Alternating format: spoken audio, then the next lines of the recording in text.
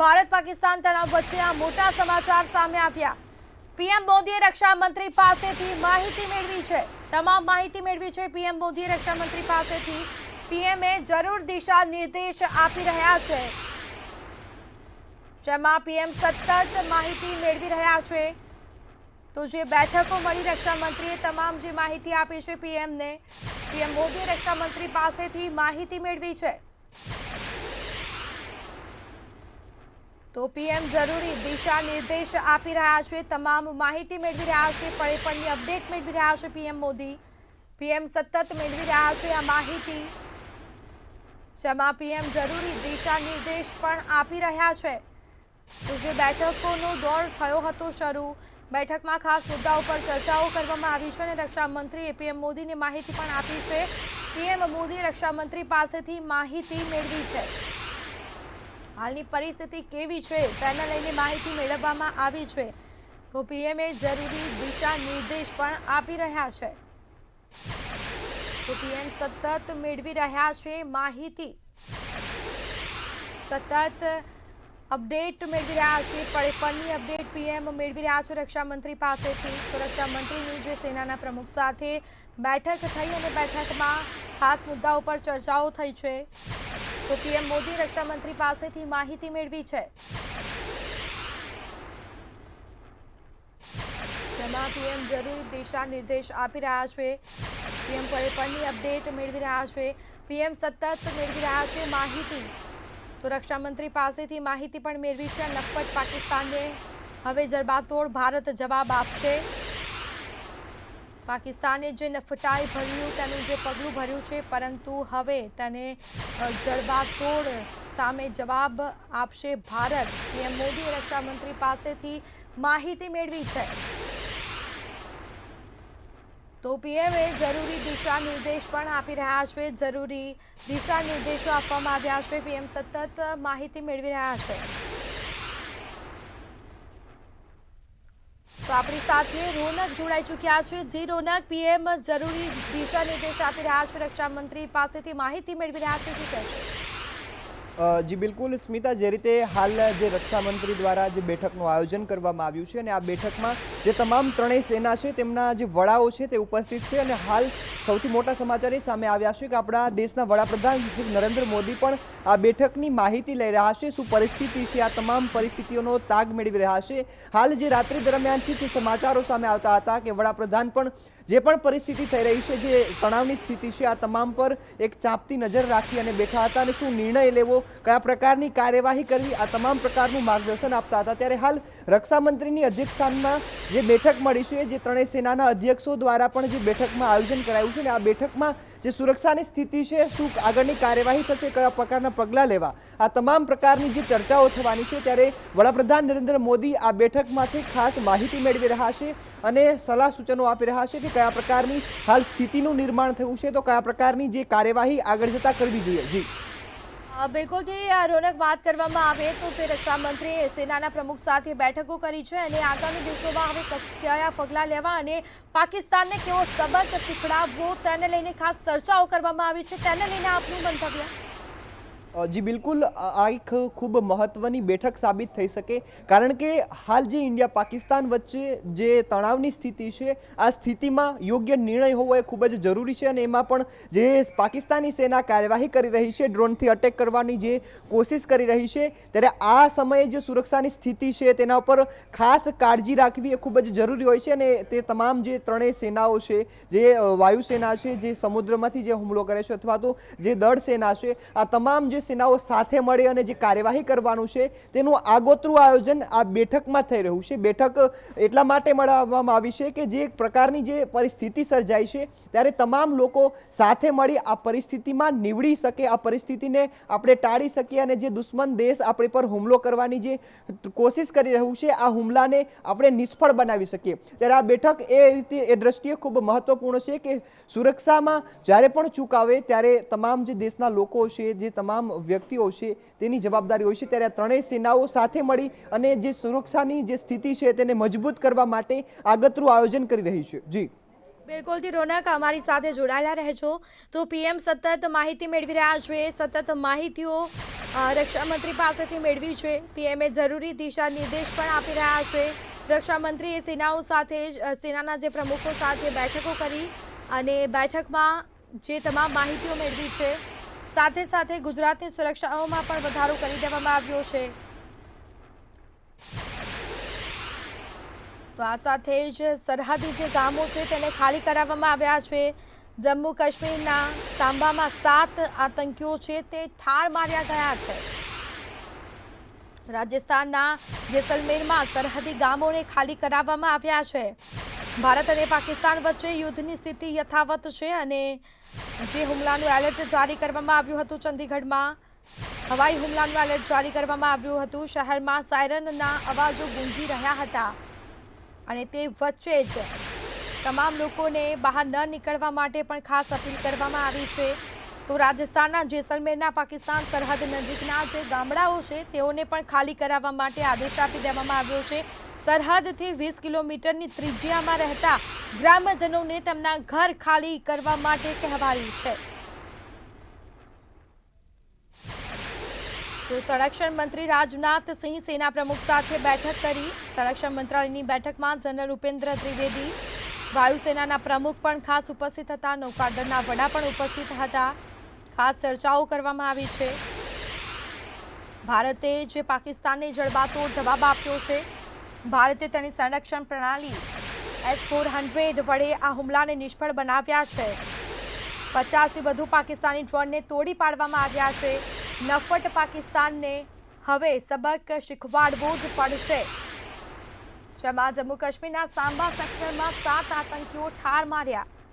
બીએસએફે સાંબા સેક્ટરમાં 7 આતંકીઓને ઠાર કર્યા છે. તો સાંબા સેક્ટરમાં ઘૂસણખોરોને પ્રયાસ છે તે નિષ્ફળ નીવડ્યો છે. બીએસએફે સાંબા સેક્ટરમાં 7 આતંકીઓને ઠાર કર્યા.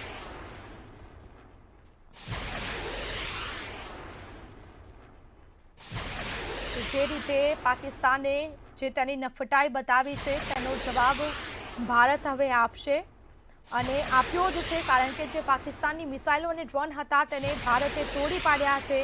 એક પણ હુમલાનો જે પ્રયાસ કર્યો છે તે બધા જ હુમલા નિષ્ફળ થયા છે. તો આપણી સાથે રોનક જોડાયેલા છે. જી રોનક, વાત કરવામાં આવે તો રાજસ્થાનના જેસલમેરના જે સરહદી ગામો છે તેને પણ ખાલી કરાવવા માટે આદેશ આપ્યો છે. લોકોને કોઈ તકલીફ ન પડે તે માટે તંત્ર પણ ખડે પગે રહ્યું છે અને તમામ જે કર્મચારીઓ છે તેઓની પણ રજા રદ કરવામાં આવી છે. શું કહેશો? જી બિલકુલ સ્મિતા, જે પ્રકારની હાલ સ્થિતિ છે કે જે સરહદી વિસ્તારો છે ત્યારે હાલ ખાસ સાવચેતી રાખવી પડે એવી સ્થિતિ સર્જારે આ જે વિસ્તારો છે તેમને ખાલી કરવાનો ઉદ્દેશ્ય માત્ર એટલો છે કે કોઈ પણ જે સામાન્ય જનતા છે તેમને કોઈ પ્રકારની ઈજા ન થાય અથવા તો જે યુદ્ધની સ્થિતિનું જે તણાવ જે સર્જવામાં આવ્યો છે પાકિસ્તાન દ્વારા, જે હુમલો કરવાની જે ધમકીઓ ખોખડી આપવામાં આવી રહી છે, જે તમામ પ્રકારની તૈયારીઓ આપણી ભારતીય સેના કરી રહી છે, આ વચ્ચે જે સામાન્ય જનતાને કોઈ પ્રકારની હાનિ ન થાય તે માટે આ ખાસ નિર્ણય લેવામાં આવ્યો છે કે જેના કારણે જે જનતા છે તે સુરક્ષિત રહી શકે, તેઓ શાંતિથી જીવન જીવી શકે. અને સાથે સૌથી મોટા સમાચાર એ પણ આવ્યા છે કે જમ્મુ કાશ્મીરમાંથી સાંભામાંથી 7 આતંકવાદીઓને ઠાર કરવામાં આવ્યા છે. તે તમામ આતંકવાદીઓ ભારતમાં ઘૂસણખોરી કરવાનો પ્રયાસ કરતા હતા. ત્યારે હાલ આપણી સેના ખૂબ જ સતર્ક બની છે અને આગોતરા જે પગલાં રહી રહી છે. કોઈ પણ પ્રકારની જે અવરચંડાઈ પાકિસ્તાન તરફથી કરવામાં આવશે તો નહીં ચલાવી લેવાય, આવા પ્રકારનું જે વલણ જોવા મળી રહ્યું છે. અને સાથે સાથે તમામ દેશના લોકો હાલ સરકાર અને જે આપણા આર્મી જવાનો છે તેમને સપોર્ટ કરી રહ્યા છે અને સાથે સાથે એક હિંમત આપી રહ્યા છે. કારણ કે આ સ્થિતિ એવી છે કે તણાવને કારણે જે પાકિસ્તાન આપણી પર હુમલા કરવાની જે ખોટી ધમકીઓ આપે છે, ડ્રોન દ્વારા અટેક કરવાની જે કાવતરા ઘડી રહી છે અને સાથે જે એક યુદ્ધ કરવાની જે સ્થિતિ સર્જાય છે, ત્યારે ખાસ જરૂરી એ બાબત છે. કારણ કે ભારત તમામ પ્રકારની સ્થિતિમાં લડવા માટે સક્ષમ છે અને આ સાથે જ જે આતંકવાદીઓને પણ મારીને ઠાર કરવામાં આવ્યા છે. પાકિસ્તાનની જે સેના છે આતંકવાદીઓને સપોર્ટ કરી અને આગળ જે વધારવા માટે અને તેને ભારતમાં ઘૂસણખોરી કરવા માટે એક ઉત્સાહિત કરતી હોય છે. ત્યારે આ જે પગલું છે કે જે આતંકવાદીઓને ઠાર કરવામાં આવ્યા છે તે જે આતંકવાદીઓમાં ડર ઊભો કરવા માટે ખૂબ જ જરૂરી હતું અને આ તમામ જે લોકો છે તેમને મારવા એ પણ ખૂબ જ જરૂરી હતા. જી, કરવામાં આવે રોનક, તો જે પ્રવાસીઓ છે જમ્મુ કાશ્મીર કે ફરવા ગયા હોય તે પ્રવાસીઓ પણ ત્યાં અટવાયા છે અને તેના જ કારણે પ્રવાસીઓમાં પણ એક ડરનો માહોલ જોવા મળી રહ્યો છે. તો તેને લઈને કઈ પ્રવાસીઓ માટે ટ્રેનની કે કોઈ વ્યવસ્થાઓ કરવામાં આવી છે કે તે પોતાના વતનમાં પાછા ફરી શકે? જી બિલકુલ સ્મિતા, જે પ્રકારની હાલ સ્થિતિ છે, થોડીક જે યુદ્ધ જે પાકિસ્તાન દ્વારા હુમલો કરવાની જે ડ્રોન મોકલવામાં આવે છે, હવાઈ હુમલાની જે કાવતરા ઘડાય છે, આ સ્થિતિમાં જે જમ્મુ કાશ્મીર ફરવા ગયેલા પ્રવાસીઓ માટે થોડુંક જે અવગડ પડતી હોય અથવા તો તેમને કદાચ ડરની સ્થિતિ હોય તેવા દ્રશ્યો સામે આવે છે. પરંતુ ચોક્કસપણે જે ભારતીય સેના છે તમામ પ્રકારની તૈયારીઓ સાથે સામેવાળા દેશ જે પાકિસ્તાન છે, દુશ્મન દેશ, તેની સામે લડવાની તમામ તૈયારીઓ સાથે તૈયાર છે અને તે તમામ જે પ્રવાસી છે તેમને ઘરે પહોંચાડવા માટે સેનાના જવાનો અને પોલીસ છે તે તમામ બંદોબસ્ત સાથે તૈયારીઓ કરવામાં આવી છે. અને સાથે જે આપણા સેનાના વડા છે, જે રક્ષા મંત્રી છે, તે તમામ પ્રકારની તૈયારીઓ પર ખાસ નજર રાખી રહ્યા છે અને આજે બેઠકનું પણ જે આયોજન કરાયું છે તેમાં આ પ્રકારની જે તૈયારીઓ છે, જે પ્રવાસીઓ છે, જે સેનાની કાર્યવાહી શું હશે, આ તમામ પ્રકારના જે નિર્ણયો લેવામાં જી રોનક, જી. તો આ સાથે જ જે હુમલો કર્યો છે પાકિસ્તાને, પરંતુ તે નિષ્ફળ સાબિત થયો છે. તો ભારતના એક્શનથી પાકિસ્તાનમાં હાહાકાર મચ્યો છે. પાકિસ્તાનમાં કુલ 149 ફ્લાઇટ્સને રદ કરી દેવામાં આવી છે. ઇસ્લામાબાદમાં 42 ફ્લાઇટ્સને રદ કરવામાં આવી છે. તો લાહોરમાં 36 અને કરાચીમાં પણ 34 જેટલી ફ્લાઇટ્સ છે તે રદ કરી દેવામાં આવી છે. પાકિસ્તાનમાં કુલ 149 ફ્લાઇટ્સ છે તેને રદ કરવામાં આવી છે. તો ભારતના એક્શનથી પાકિસ્તાનમાં હાહાકાર મચ્યો છે. જે ફ્લાઇટો છે તેને રદ કરી દેવામાં આવી છે. પાકિસ્તાનની કુલ 149 ફ્લાઇટ્સ છે તેને રદ કરી દેવામાં આવી છે. સાથે ઇસ્લામાબાદમાં 42 ફ્લાઇટ છે તેને પણ રદ કરી દેવામાં આવી છે. પાકિસ્તાન હવે ફફડ્યું હોય તેવું લાગી રહ્યું છે. લાહોરમાં 36 અને કરાચીમાં 34 ફ્લાઇટ્સ છે તે રદ કરી દેવામાં આવી છે. એક તરફ ખાવાના ફાંફા અને બીજી તરફ આવી આડાઈ કરી રહ્યું છે પાકિસ્તાન. જે રીતે ડ્રોનથી હુમલો કરવામાં આવ્યો હતો અને જે મિસાઇલો છોડવામાં આવી હતી, ચાઇનાની જે મિસાઇલો છોડી હતી પાકિસ્તાને, તે તમામ મિસાઇલોને તોડી પાડવામાં આવી છે. ભારતે S-400 જે તેની સિસ્ટમ હતી અને તેનાથી જ આ મિસાઇલ છે તેને તોડી પાડવામાં આવી છે. લાહોરમાં પણ 36 જેટલા અને કરાચીમાં 34 જેટલી ફ્લાઇટ્સ છે તેને રદ કરી દીધી છે. પાકિસ્તાનમાં કુલ 149 ફ્લાઇટ્સને રદ કરવામાં આવી છે. તો ભારતના એક્શનથી પાકિસ્તાનમાં હાહાકાર મચ્યો છે. તો પાકિસ્તાન હવે ફફડ્યું હોય તેવું લાગી રહ્યું છે ક્યાંક ને ક્યાંક, કારણ કે જે ફ્લાઇટ છે તે રદ કરવામાં આવી છે. ઇસ્લામાબાદમાં 42 ફ્લાઇટ્સને રદ કરી દેવામાં આવી. તો લાહોરમાં 36 અને કરાચીમાં પણ 34 ફ્લાઇટ્સને રદ કરવામાં આવી છે. એક પછી એક તમામ અપડેટ અમે તમને આપી રહ્યા છીએ. તો ભારતના એક્શનથી પાકિસ્તાનમાં હાહાકાર જોવા મળ્યો છે. પાકિસ્તાને ફ્લાઇટ્સો રદ કરી છે. કુલ 149 જેટલી ફ્લાઇટ્સને રદ કરવામાં આવી. ઇસ્લામાબાદમાં 42 ફ્લાઇટ્સને રદ કરી છે. તો લાહોરમાં 36 અને કરાચીમાં પણ 34 જેટલી ફ્લાઇટ્સને રદ કરવામાં આવી છે.